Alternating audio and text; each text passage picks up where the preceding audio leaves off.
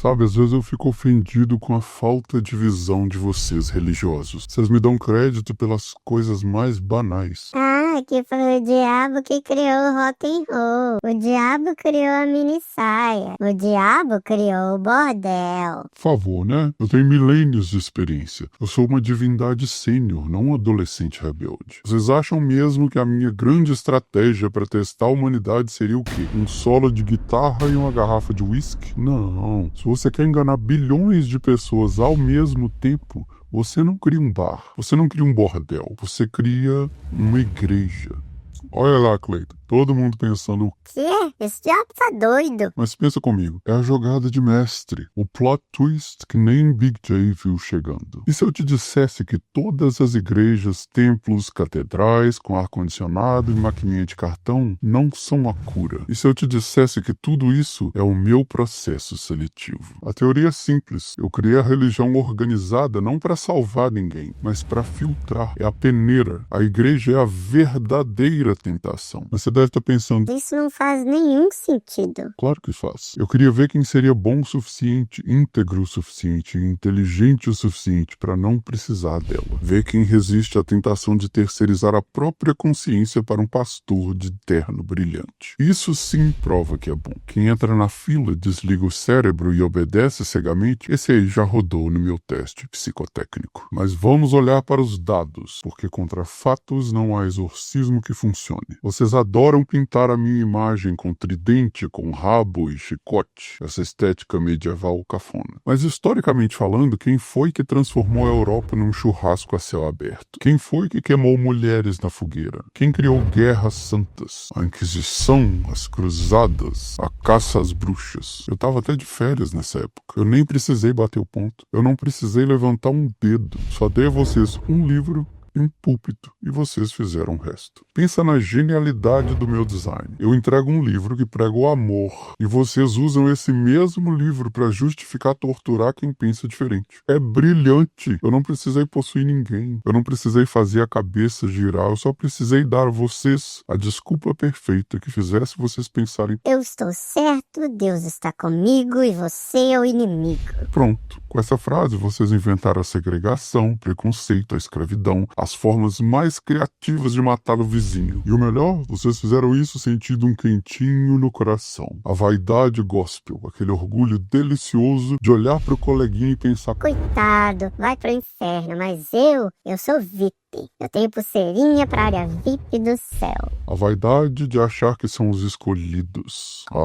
Essa continua sendo definitivamente o meu pecado favorito. Essa arrogância dos religiosos, é mais viciante do que heroína. Distorcer a palavra para humilhar a ovelha e se sentir um oráculo. Vocês segregam por cor, por orientação, por credo, tudo em nome do grande arquiteto lá de cima. E eu só assisto, comendo pipoca, tomando minha coquinha gelada, porque se a igreja fosse de fato um lugar de luz, a história da humanidade da igreja não seria escrita com tanto sangue derramado em nome dela. Então me diz, quem é o verdadeiro vilão? O cara que supostamente sussurra a tentação ou o fã-clube que mata, discrimina, exclui, achando que está fazendo um favor para o universo? E se a gente falar de critérios de seleção? Porque a lógica de vocês é fascinante. Vocês criaram um sistema de lavanderia moral que deixa qualquer esquema de corrupção no chinelo. O sujeito mata, estupra, destrói famílias, comete todo tipo de atrocidade. Aí ele é preso, levanta a mãozinha e diz que se arrependeu, encontrou Big J, aceitou a palavra e pronto. O passado sumiu. Não só vocês perdoam, como transformam esse sujeito em pastor,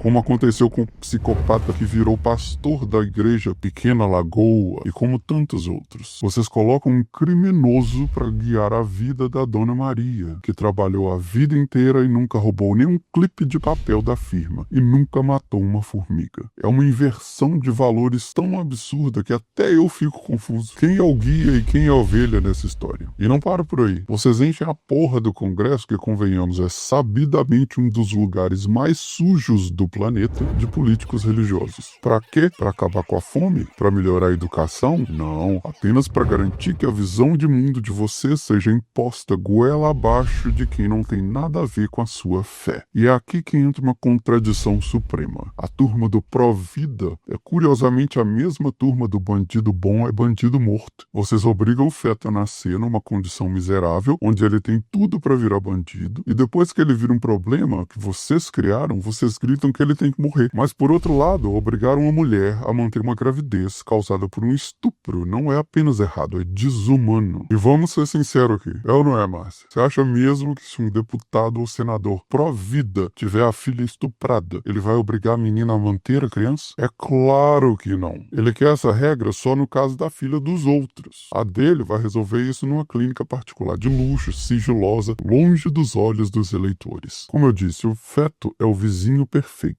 Ele não pede comida, não pede escola, mas a criança nascida aí é diferente. Essas vocês ignoram. Isso não é amor, isso é controle de estoque. Agora vamos falar de você, que estufa o peito para dizer que é temente a Deus e cola o adesivinho fuleiro de pomba no carro. Já parou para pensar se tudo isso, todo esse circo de igrejas, ameaças do fogo eterno e promessas de ruas de fogo não é apenas um teste meu? E se o meu objetivo for ver quem é bom de verdade e quem é apenas adestrado? Pensa comigo, se a única coisa que te impede de fazer merda é o medo de queimar no meu quintal, você me desculpa, mas você não é uma pessoa boa. Você é apenas uma pessoa ruim e covarde, você é um monstro na coleira. Me responde aqui com sinceridade, se o inferno não existisse, você sairia por aí matando e roubando? Se a resposta é sim, você não é um cristão, você é apenas um psicopata sob controle. Se a sua bondade depende de uma ameaça constante, não é bondade, é medo. E o contrário também é patético. Se você só faz o bem, só dá esmola, só ajuda o próximo, porque está esperando uma recompensa, um terreno no céu, uma mansão celestial, isso não faz de você um santo. Isso faz de você um interesseiro do caralho. Você não está fazendo caridade, você está fazendo uma troca.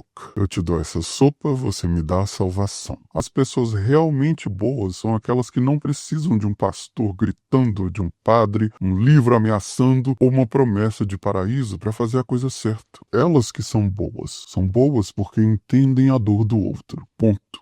Elas não precisam de uma babá cósmica vigiando cada passo. Então talvez, só talvez, o céu esteja vazio desses fanáticos que gritam aleluia e cheio de gente que vocês condenam, mas que viveram com integridade sem esperar nada em troca. Quem precisa de ameaça para ser decente já falhou no teste de caráter antes mesmo de começar. Vocês, religiosos, reprovaram. A cada vez que você usa o nome de Deus para justificar o ódio, a cada vez que vocês perdoam o pastor criminoso, mas condenam a mãe solteira, vocês provam que a minha armadilha funcionou perfeitamente. A religião organizada foi o meu maior caso de sucesso. Eu dei a vocês um espelho, em vez de olharem para os próprios defeitos, vocês usaram um reflexo para cegar os outros. Só me faça um favorzinho, não parem. Continuem lotando os templos, continuem dando dinheiro para quem vende milagre, finge exorcismo, continuem achando que são melhores do que o resto do mundo. Enquanto vocês estiverem ocupados sendo religiosos, vocês esquecem de ser humanos. E é exatamente assim que eu gosto. Você que vive dizendo que quer vencer o diabo, seja bom sem esperar o céu. Seja decente sem medo do inferno. Tenha caráter quando ninguém estiver olhando. Mas eu sei que isso é pedir demais para vocês. Vocês precisam do show. Eu não preciso roubar a alma de quem já vendeu a consciência para uma instituição e terceirizou o caráter para o pastor. Vocês já são meus. Só falta assinar a papelada na recepção quando vocês chegarem. Nos vemos em breve. Eu deixei o ar-condicionado desligado esperando por vocês. Eu não tô nem fudendo. Se o que eu falei te ofendeu, tô nem fudendo. Pois quem manda aqui